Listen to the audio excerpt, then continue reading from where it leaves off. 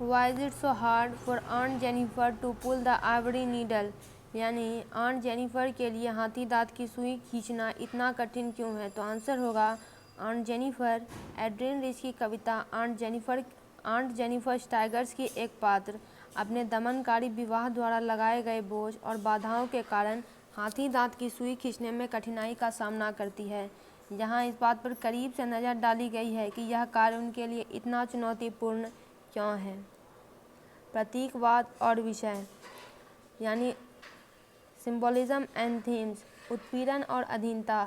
हाथी दांत की सुई खींचते समय आंट जेनिफर को जो कठिनाई का सामना करना पड़ता है वह उसके दुखी विवाह के भार और उसके पति के दमनकारी नियंत्रण का प्रतीक है। सुई का काम उसके विवश जीवन के बिल्कुल विपरीत स्वतंत्रता और सुंदरता की भावना पैदा करने के उसके प्रयास को दर्शाता है। दूसरा है physical manifestation of emotional strain यानी भावनात्मक तनाव की शारीरिक अभिव्यक्ति। कविता बताती है कि आंट जेनिफर का सुई के साथ संघर्ष केवल शारीरिक नहीं है बल्कि उसके मनोवैज्ञानिक और भावनात्मक बोझ की अभिव्यक्ति भी है। उसके कांपते हाथ उसके जीवन में महसूस किए जाने वाले डर, चिंता और स्वायत्तता की कमी को दर्शाते हैं।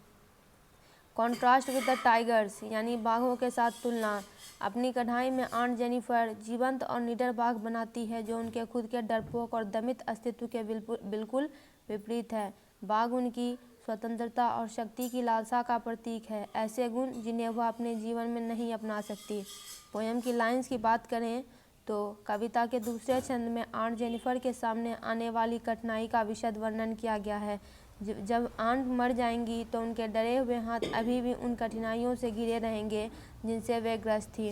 दूसरा है उनके द्वारा बनाए गए पैनल में बाघ फिर है गर्व और निडर होकर उछलते रहेंगे। ये पंक्तियाँ उनके दमनकारी विवाह के अस्थायी प्रभाव और उनके खुद के विवश जीवन और उनके द्वारा बनाए गए बाघों की मुक्त आत्मा के बीच के स्पष्ट अंतर को उजागर करती है। संक्षेप में आंट जेनिफर को हाथी दांत की सुई खींचने में जो कठिनाई हुई वह उनके जीवन में हुए संघर्ष और उत्पीड़न का एक सशक्त रूपक है जो उनकी कला को एक शांत विद्रोह और उनकी अंतरंग इच्छाओं की मार्मिक अभिव्यक्ति बनाता है।